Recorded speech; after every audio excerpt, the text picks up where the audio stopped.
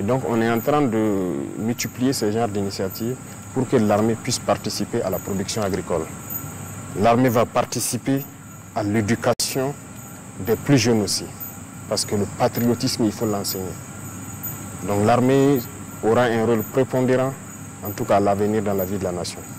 Parlons d'économie à présent. Monsieur le Président, l'économie des pays en guerre est régionalement affectée. Quelles sont vos stratégies pour relancer l'économie nationale? Il y a beaucoup de choses en vue qu'on ne va pas peut-être dire tout de suite. Mais déjà, il s'agissait de maîtriser les dépenses publiques. Ça, on est en cours. C'est ce qui nous permet de faire des acquisitions. Deuxièmement, c'est vrai qu'on a coincé un peu au niveau de la dette intérieure pour pouvoir équiper l'armée. Donc, on a atteint une phase où on a ordonné, je pense qu'à partir de la semaine prochaine, tout ce qui est petite dette, on a mis un certain montant, ils vont tout payer la semaine prochaine. Et au fur et à mesure, en allant vers les grandes dettes, pour que l'économie interne puisse tourner aussi. Parce que si la dette intérieure n'est pas payée, ça ne pourra pas tourner. Mais il fallait faire ce break-là, s'équiper, s'organiser et commencer ça. Dieu merci, le peuple a été résilient. Et je pense qu'il est temps de permettre de souffler un peu pour que l'économie puisse tourner. Il faut qu'on s'industrialise, ça c'est impératif, parce que l'économie, ce n'est pas forcément compliqué. Lorsque vous êtes trop dépendant de l'extérieur, même si vous produisez des richesses, vous êtes obligé d'aller payer. Donc c'est une fuite de devises. Vous produisez des matières brutes, vous envoyez à l'extérieur et ils transforment. C'est-à-dire vous envoyez l'emploi à l'extérieur. Et ici, vous ne créez pas d'emploi. Comment on va s'en sortir? Donc voilà pourquoi aussi nous avons lancé un processus d'industrialisation pour pouvoir employer les jeunes, mais aussi pour éviter que nos devises ressortent. Et d'autres secteurs importants, ce sont nos richesses naturelles. On a pu évaluer plus ou moins. Ce n'est pas que l'or. Ici, nous avons beaucoup de choses très intéressantes. Quand vous prenez rien que la construction, le ciment, ici au Burkina, nous avons le calcaire.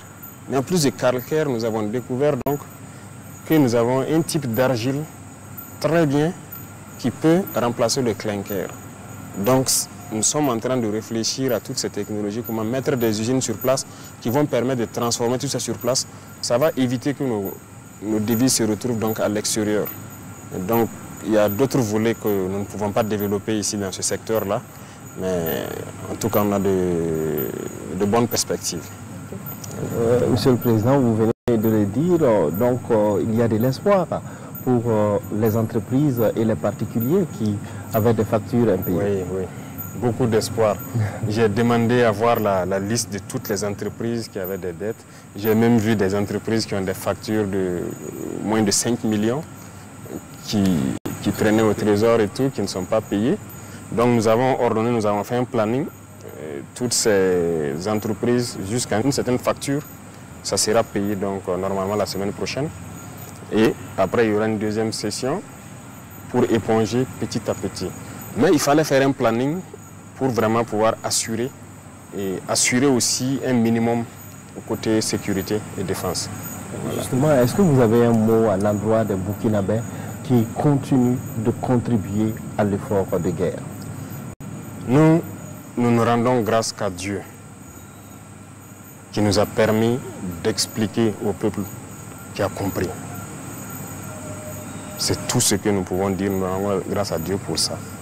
Et le peuple a compris notre mission, notre vision, l'objectif. On les remercie. C'est cette contribution qui permet au Burkina de bander les muscles et de faire ce qu'il doit faire pour survivre. Sans la contribution du peuple, sans cette acceptation de cette stratégie qu'on a développée pour amener le peuple à contribuer, ce n'était pas possible.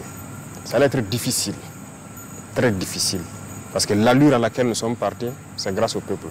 Sinon, comment est-ce qu'on allait pouvoir équiper, comme j'ai dit, autant d'hommes dans un laps de temps? On allait peut-être prendre 2-3 ans pour les équiper à ce niveau-là. Mais le peuple a compris, on a mis beaucoup de mesures. Ils ont compris, donc on ne peut que dire merci à Dieu et merci au peuple qui a compris vraiment la mission. Voilà. Excellence, vous avez affirmé, vous avez procédé à la pose de première pierre pour plusieurs usines dans plusieurs localités. Comment votre gouvernement compte-t-il financer tous ces projets et faire en sorte d'assurer leur mise en œuvre efficace et durable? Oui. Les pierres qui sont posées, ça c'est déjà acquis. C'est la construction qui va démarrer. Mais il y a des usines qu'on était en train de construire depuis l'année passée, certains qu'on va inaugurer avec certains partenaires privés. Mais il y a aussi des usines qui seront construites 100% par l'État. Et on a une stratégie de financement. D'abord, la caisse des dépôts de consignation d'avant, qu'on a transformée en caisse de dépôt d'investissement. L'objectif, c'est de financer l'industrialisation. Il y a le Fonds burkinabé de développement économique et social aussi, que nous sommes en train de redynamiser pour pouvoir financer l'industrialisation. Et tout ça, nous allons nous appuyer sur les acquis de nos sociétés d'État. Parce que le système, comme on le disait, j'essaie d'expliquer ça l'autre jour à Banfoura, le système qui se passait n'est pas forcément bon. Voilà, il faut le dire clairement. On a des sociétés d'État qui font des bénéfices, mais c'est posé des DAT dans les banques. C'est bien. Si l'économie se portait très bien et qu'on n'a pas de défi, on peut garder un DAT, ça produit les intérêts.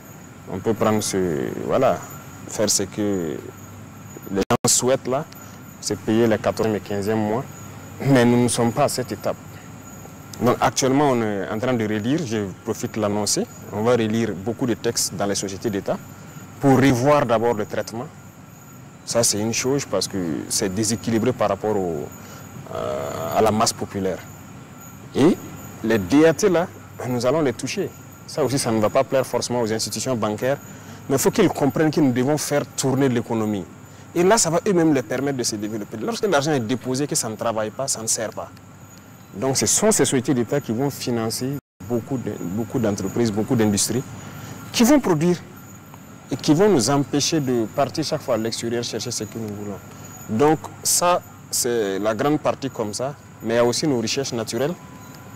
Là où nous allons, le nouveau code va passer à l'Assemblée, nous allons aussi nous appuyer sur l'exploitation de l'or pour industrialiser le pays.